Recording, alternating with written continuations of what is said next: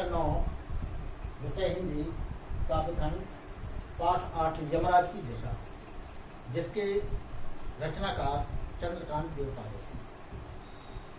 तो इनका जन्म सन 1936 में गांव दौलखेड़ा, जिला बैतूल, मध्य प्रदेश का हुआ। ये उच्च शिक्षा प्राप्त करने के लिए इंदौर गए और वहां से PhD सागर विश्वविद्यालय से की।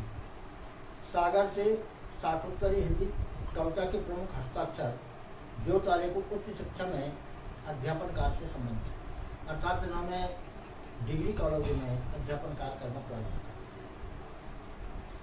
देवतारे की कविता की जड़ें गांव, कस्बों और निम्न मध्य वर्ग के जीवन में है, अर्थात इन्होंने ग्रामीण जीवन और निम्न स्तर के लोगों के बारे में अधिकतर लिखा है। उसमें मानव जीवन अपनी विविधता और विडंबनाओं के साथ उपस्थित हुआ है, अर्थात मनुष्य की जो जो दशा उन्होंने अपनी कविता के माध्यम से की है, वह ऐसा लगता है जैसे सजीव वर्णन उन्होंने किया। कवि में जहाँ व्यवस्था की क्रूरता के खिलाफ गुस्सा है, वहीं मानवीय प्रेम भी है। वह अपनी बात सीधे और मारक ढंग से कहता है, अर्थात कविता के माध्यम से उन्होंने सीधा प्रहार यहाँ के लोगों पर किया है। अब आइए कविता की। कविता है यमराज की दिशा। तो कवि ने इस सभ्यता के विकास की खतरनाक दिशा की ओर इशारा करते हुए कहना चाहता है कि जीवन विरोधी ताकतें चारों तरफ फैलती जा रही है, अर्थात विरोधाभास की भावना चारों दिशाओं में फैली हुई है। जीवन के दुख दर्द के बीच जीती माँ अब शकुन के रूप में जिस भय की चर्चा करती है, अब वह सिर्फ दक्षिण दिशा में है, क्योंकि पहले दक्षिण दिशा अशुभ मानी जाती थी। माँ कहती है दक्षिण दिशा में कोई कार्य करना उचित नहीं होता, लेकिन कवि कहता है कि अब तो संपूर्ण दिशा ही दक्षिण दिशा के समान है, अर्थात सभी तरफ फैलते विध्वंस, विनाश और मृत्यु के चिन्हों की ओर इंगित करके इस चुनौती के सामने खड़ा होने का मौन आह्वान करती है, और कविता यही प्रदर्शित करती है। माँ की ईश्वर से मुलाकात हुई या नहीं, कहना मुश्किल है। तो कवि कहता है कि अपने बचपन के दिनों में जब वह अपनी माँ को देखता था तो ऐसा लगता था कि माँ की मुलाकात अवश्य ईश्वर से हुई। बचपन में जो माँ उसे कहानियाँ सुनाती है, उससे लगता था कि माँ ने जरूर ईश्वर से साक्षात्कार किया है। कवि के ऐसा मानने के पीछे कारण था। तो कवि की माँ यहाँ पारंपरिक थी, लेकिन वह सुरक्षित है।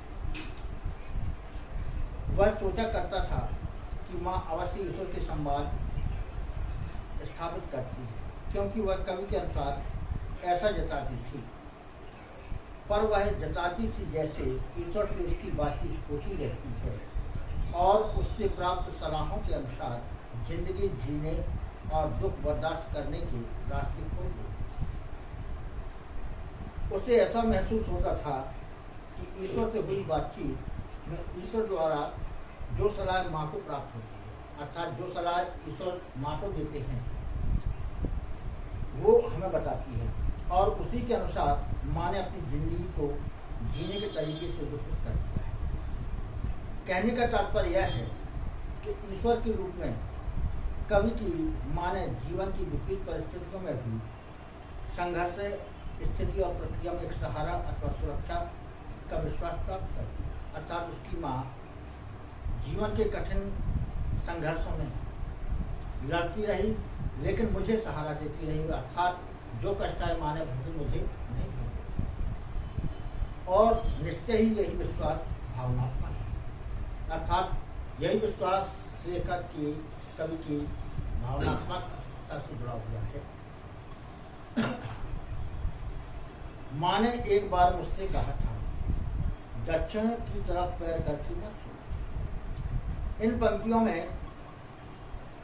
कवि कहता है कि उसकी माँ कहा करती थी कि जब माँ उसे यमराज की दिशा का बोध कराया था, अर्थात माँ ने बताया था कि दक्षिण दिशा यमराज की दिशा होती है, अर्थात मृत्यु के समय ही उसे उस तरफ लिटाया जाता है। और इसके अलावा नहीं तो वो दिशा अशुभ मानी जाती है।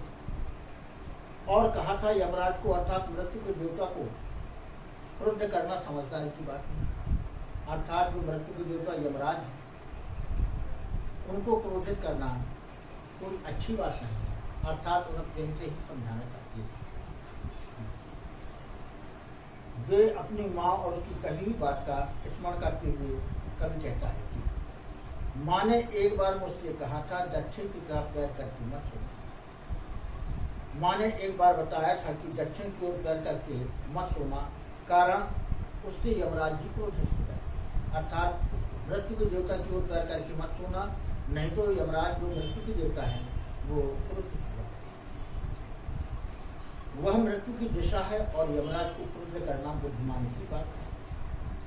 दक्षिण दिशा मृत्यु की दिशा है, अर्थात वहाँ मृत्यु के स्वामी यमराज जी निवास करते हैं और उस समय पैर करके सोना उनका अपमान करना है। इसी कारण वो कहते थे कि यमराज मृत्यु के देवता हैं। कहने का आशय यह है कि मृत्यु की भयावहता अथवा उसका विकट मूल इतना गहरा है कि कवि की माँ उसके संबंध में होने वाले छोटे छोटे सपनों से भी डरती है। अर्थात दक्षिण दिशा में अशुभ कार्य मानकर उस दिशा में वो कोई कार्य नहीं करती, छोटे से छोटा कार्य भी उस दिशा में नहीं करती। उसके अनुसार यमराज को क्रोध करना बुद्धिमानी की बात नहीं है, क्योंकि वो मृत्यु के देवता यदि क्रोधित हो गए तो शीघ्र तुम्हारी मृत्यु हो जाएगी और आप संसार में कुछ नहीं करेंगे। ये माने उसे समझा। अब अगली पंक्ति में है, तब मैं छोटा था और मैंने यमराज के घर का पता पूछा था। उसने बताया था तुम जहां भी हो वहां से हमेशा दक्षिण में। इसमें कवि यह बताता है कि बचपन में किस प्रकार माने उसे मृत्यु के देवता की दिशा का ज्ञान कराने के बहाने दक्षिण दिशा के संदर्भ में उसकी पहचान कम की। अर्थात वो दक्षिण दिशा के अच्छी तरह से नहीं पहचानता था, लेकिन बचपन में ही उसकी माँ ने दक्षिण दिशा को अशुभ मानकर उसे बहुत सी कहानियां सुनाई, जिसके कारण कवि के मन में विश्वास व्यक्त किया कि दक्षिण दिशा अपवित्र दिशा है और इस दिशा में कोई करना उचित नहीं है। ये बात माँ की कही उसके समझ में आ चुकी थी। तो कवि कहता है कि जब मैं छोटा था और उसने अपनी माँ से यमराज के घर का पता पूछा, तो उसने दक्षिण दिशा को बताते हुए कहा था कि तुम जहां भी हो वहां से दक्षिण की ओर यमराज का घर, अर्थात आप जहां पर भी उपस्थित हों देश के किसी भी कोने में हों, लेकिन वहां से दक्षिण दिशा की ओर जाने पर आपको यमराज का घर मिलेगा, अर्थात मृत्यु का द्वार वहां से आपको खुला मिलेगा। इसलिए मृत्यु से हर एक कोई जाता है और मृत्यु की ओर कोई जाना नहीं चाहता, क्योंकि जीवन का मोह हर एक को होता है। इसलिए उसे अशुभ मानकर उसे उस दिशा में जाना उचित नहीं। ये माँ के द्वारा समझाया गया। अब आगे क्या होता है, माँ की समझाइश के बाद दक्षिण दिशा में पैर करके मैं कभी नहीं। इन पंक्तियों में कवि ने यह बताया है कि माँ के समझाने के बाद मृत्यु की देवता का घर की दिशा में उसने ऐसी सजगता पैदा कर दी है जिससे कभी कभी दक्षिण की ओर पैर करती है। कवि कहता है कि माँ ने मेरे मन में इतना भय भर दिया था कि दक्षिण दिशा की ओर पैर करने से मृत्यु की देवता यमराज रुष्ट हो जाते हैं। इसलिए मेरे मन में इतना डर व्याप्त हो चुका था कि जीवन भर मैं कभी उस दिशा की ओर पैर करके नहीं छोड़ा, अर्थात दक्षिण दिशा को तो मानकर मैं कभी उसकी ओर पैर करके नहीं छोड़ा। आगे उसका कहना है कि वह इसी प्रयत्न से दक्षिण दिशा को बहुत दूर रही और जब माँ के द्वारा कही गई कहानियां मेरे मन में बैठ गई तो दक्षिण दिशा की ओर का ज्ञान मेरा पूरा हो गया और इसी कारण जीवन भर में उसका नहीं छोड़ा। दक्षिण दिशा अर्थात मृत्यु की दिशा है, अर्थात जब कोई मर जाता है तभी उसके पैर दक्षिण दिशा की ओर रखे जाते हैं। इसलिए कहा जाता है कि दक्षिण दिशा मृत्यु की दिशा है, अर्थात मृत्यु के उपरांत ही लोग चलकर वहाँ यमराज के पास पहुंचते हैं। अब आगे, मैं दक्षिण में दूर दूर तक गया और मुझे हमेशा माँ की याद आई। इन पंक्तियों के माध्यम से कवि यह कहना चाहता है कि जैसे जैसे उसकी सोच विकसित होती गई, उसकी अनुभव परिधि का विस्तार होता गया। दक्षिण दिशा उसके लिए एक विचारणीय विषय के रूप में तब्दील हुई। अर्थात दक्षिण दिशा को वो अशुभ मानने लगा। अर्थात बचपन से उसकी कही हुई कहानियों को माँ की याद करके धीरे धीरे जैसे ही वो बड़ा होता गया, दक्षिण दिशा को अशुभ मानकर उसने कभी भी उस ओर कार्य नहीं किए, क्योंकि वो मानता था कि दक्षिण दिशा जो माँ ने बताई है वो अशुभ है, अर्थात मृत्यु की देवता की है। इसलिए मृत्यु के देवता को क्रोधित करना उचित न समझकर उसने जीवन भर उसके ऊपर या दक्षिण दिशा की ओर कोई कार्य नहीं किया। और इसीलिए वह कहता है कि जब भी मैं दक्षिण में दूर दूर तक गया, कभी कहता है कि मैं दक्षिण दिशा में दूर दूर तक शहरों में गया, कई शहर में दक्षिण दिशा में मैं वहाँ गया तो मैं देखना चाहता कि यमराज की दिशा कहाँ, उनका घर कहाँ है। और जब दक्षिण दिशा की ओर गया तो वहाँ मुझे हमेशा माँ की याद आती रही कि माँ ने कहा था दक्षिण दिशा अब अशुभ मानी जाती। उसकी सीख की याद आई, उसने सीख दी दक्षिण दिशा में कभी मत जाना, लेकिन आवश्यक काम पड़ने पर मुझे दक्षिण दिशा जाना पड़ा और मैं वहाँ गया। लेकिन वहाँ भी मुझे माँ की याद आई कि दक्षिण दिशा अशुभ। वह कहता कि दक्षिण को लांग पाना अर्थात मृत्यु को समझ पाना उसके लिए अशुभ। माँ का कहना था कि दक्षिण दिशा को पार करना असंभव है, अर्थात मृत्यु पर विजय पाना किसी के बस की बात नहीं। यहाँ तक कि जो जीव इस पृथ्वी पर आया है, मरने के उपरांत उसे उसी दिशा में जाना होगा, यानी यमराज के पास जाना होगा। तो यहाँ जिस मनुष्य ने भी जन्म लिया है, अंत में उसकी मृत्यु हुई है और इस सत्य को कोई नहीं भुला सकता। तो इसीलिए कभी कहता है कि मैं दक्षिण दिशा में कभी पार नहीं पा सका, क्योंकि मृत्यु के बारे में समझना उसके लिए असंभव। हर एक वस्तु के बारे में तो समझ सकता हूँ, लेकिन मृत्यु के बारे में समझना मेरे लिए बहुत ही कठिन कार्य था। यदि वह मृत्यु को समझ पाने में सक्षम हो जाता तो संभवतः उसके देवता यमराज का पता भी मिल जाता। कभी कहता है कि यदि मैं दक्षिण दिशा को अच्छी तरह से जान पाता कि दक्षिण दिशा में क्या है और कहाँ से वो रास्ता जाता है जहाँ यमराज की, तो दक्षिण दिशा में जाने पर यदि मुझे कोई झेल हो जाती या कोई रास्ता ऐसा निकल आता है जिससे मैं उस मृत्यु को पहचान सकूँ, तो मैं मृत्यु पर वास्तव में विजय प्राप्त कर लेता, अर्थात मृत्यु के देवता यमराज से भेंट कर। लेकिन आज तक मुझे ऐसा कोई प्रसंग नहीं आया। तो संभवतः उससे देवता यमराज का पता भी उसे मिल जाता। जब दक्षिण दिशा में जाता, वहाँ कुछ रास्ता मिलती है, मृत्यु को पहचान जाता, तो उसके राजा जो यमराज है उनसे भी मेरी मुलाकात हो जाती और मैं उन्हें जान सकता कि इस दिशा में यमराज है। लेकिन ये असंभव था। क्यों? क्योंकि जीवित प्राणी कभी यमराज के पास नहीं जा सकता। जब तक मनुष्य जीवित है उसे इस संसार में रहना होगा। मृत्यु के पश्चात ही वह उस दिशा में या यमराज के पास जाने में संभव हो सकता है, ये लेखक ने कहा। अब इसकी आगे की पंक्तियां हैं। पर आज जिधर भी पैर करके सो वही दक्षिण दिशा है। कवि का कहना आज के समाज के प्रति है कि आज जिस दिशा में भी पैर करके सो जाओ वही दक्षिण दिशा है, अर्थात तुम्हारे लिए अशुभ है। क्योंकि संसार में ऐसी विरोधाभास फैल चुका है, एक दूसरे को जनजातियां नहीं मानती, हिंदू मुस्लिम सिख ईसाई सभी अपने अपने धर्म को अडेग हैं और एक दूसरे को धर्म को छोटा मानते हैं। इस कारण चारों दिशाओं में विरोधाभास फैला हुआ है, सभी एक दूसरे के धर्म के प्रति ईर्ष्या रखते हैं, जिसके कारण अब ये संभव नहीं है कि अब दिशा दक्षिण कौन सी, जिस दिशा की ओर पैर करके सो जाओ वही तुम्हारे लिए अशुभ हो जाएगी। तो सभी दिशाओं में यमराज की आलीशानी है, अर्थात जिस तरफ देखो वहीं पर यमराज के यानी कहीं चर्च बना हुआ है, कहीं गुरुद्वारा बना हुआ है, कहीं मंदिर बने हुए हैं, कहीं मस्जिद।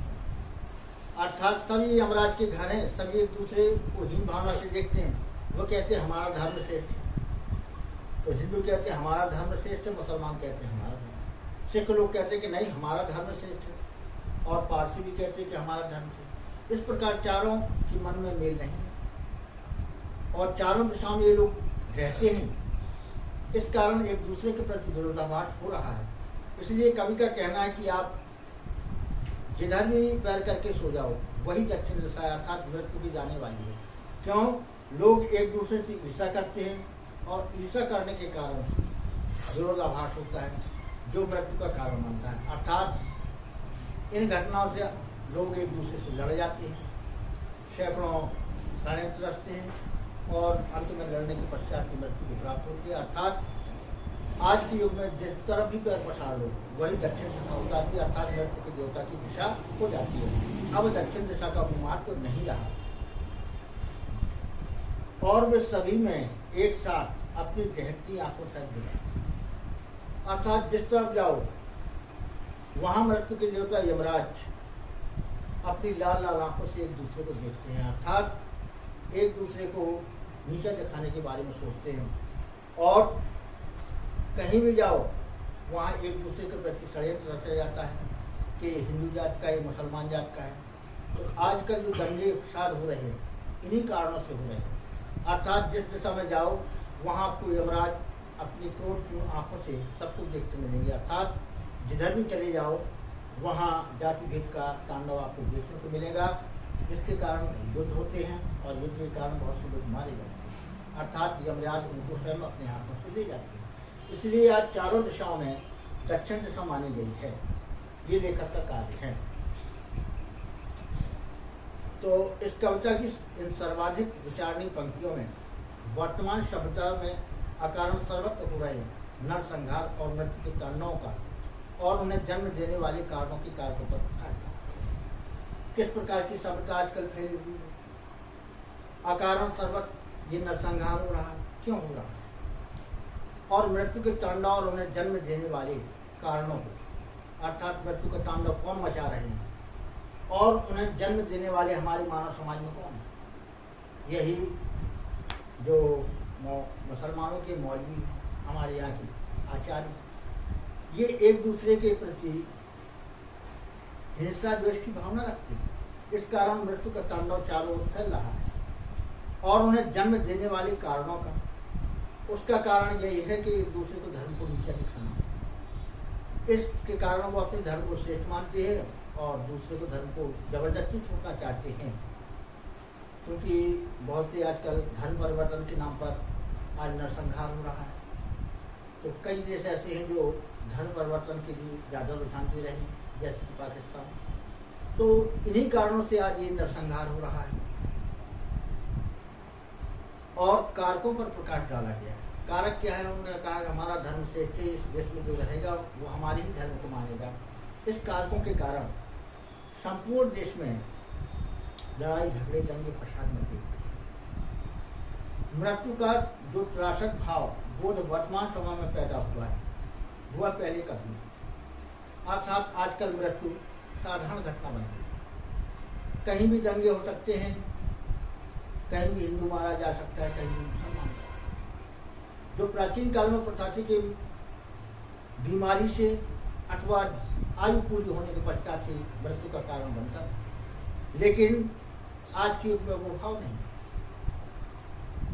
मनुष्य की मृत्यु कब हो जाए ये कोई लिखा नहीं। अचानक झगड़े हो जाते हैं, दंगा फसाद हो जाता है, जिनमें अकारण निर्दोष लोग भी मारे जाते हैं। तो इसलिए उसने कहा है कि मृत्यु का जो त्रासक भाव वर्तमान समय में पैदा हुआ है वह पहले कब नहीं। यानी आजकल जो मृत्यु का चलन चारों ओर फैला हुआ है, इसके पहले पूर्व जन्मों कभी नहीं था। या तो लोग बीमारी से अथवा स्वयं अपनी मौत से मरते थे, अकारण मौत कम। इसका कवि ने वर्णन किया है। इसीलिए इसी त्रासक अनुभव और विकट परिस्थिति की ओर संकेत करता हुआ होता है। अर्थात कवि इन्हीं दुर्घटनाओं की बारे में जो लोगों को कष्ट पहुंचाती है, उसी के अनुभव को प्राप्त करके और समाज में कैसी परिस्थितियां फैली हुई हैं, उन विकट परिस्थितियों की ओर करते हुए कवि कहता है कि आज जिधर भी देखो सब ओर दक्षिण दिशा है, कोई भी शुभ दिशा नहीं है, चारों ओर भयानक संकट फैला हुआ है, जहां भी देखो वहां चारों ओर दक्षिण दिशा है, जिधर पैर करके सो वही दक्षिण दिशा हो जाती है। अर्थात अब सभी दिशाएं अशुभ, जिस दिशा में भी आप पैर करके सो जाए वो आपके लिए शुभ नहीं होगी। सर्वत्र सभी दिशाओं में मृत्यु का आतंक व्याप्त है, यम देवता सभी दिशाओं में मृत्यु का साम्राज्य फैलाए हुए है।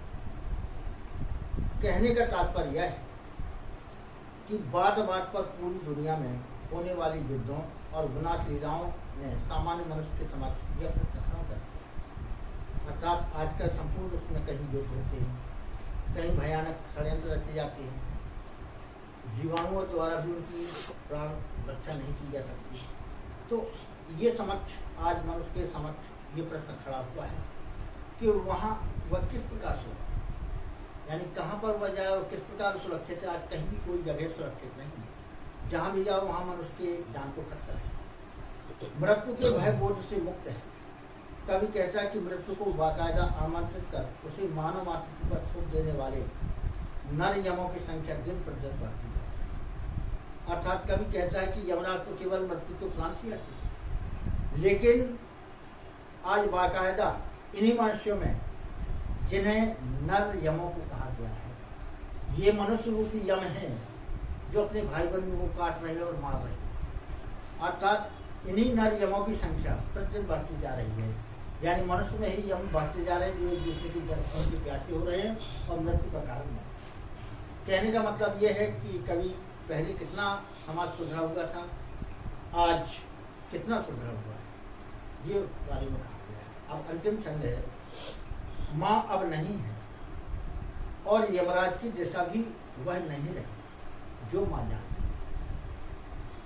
अंतिम पंक्तियों में मृत्यु के विषय के में बदले भाव बोझ की तुलना करते हुए कवि कहता है, तीन लाइन है कि माँ अब नहीं है और यमराज की दिशा भी वह नहीं रही जो माँ जानती थी। माँ अब नहीं है और माँ के द्वारा बताई गई यमराज की दिशा भी विस्तृत होकर सर्वत्र व्याप्त हो गई है, इसलिए वह भी केवल दक्षिण दिशा नहीं रही जैसा कि माँ जानती थी। माँ जानती थी कि दक्षिण दिशा अशुभ होती है, लेकिन अब वो दिशा नहीं रही, अब सभी दिशाएं अशुभ हैं। माँ यहाँ पुराने मूल्यबोध अथवा भावबोध की परिचायक है, जबकि मृत्यु की दिशा का परिवर्तित होकर व्यापक और चतुर्दिश हो जाना वर्तमान समय में मृत्यु के प्रति उपजे आतंकपूर्ण त्रासद भाव को घोषित करता। अर्थात पहले जो मनुष्य दक्षिण दिशा को अशुभ मानता था क्योंकि वो यमराज की मृत्यु की देवता थी,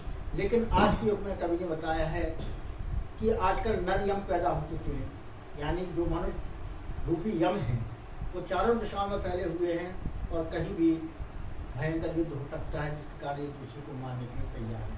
अर्थात आज वो दिशा, सभी दिशाएं यमराज की दिशा बनी। तो ये शीर्षक था यमराज की दिशा। कवि ने प्राचीन माध्यम और आज के युगों का मूल्य का वर्णन करते हुए कहा है कि आज चारों दिशाओं में यमराज की दिशा है। इसलिए मैं पाठ को यही समाप्त करता हूँ। अगले मुलाकात से नमस्कार।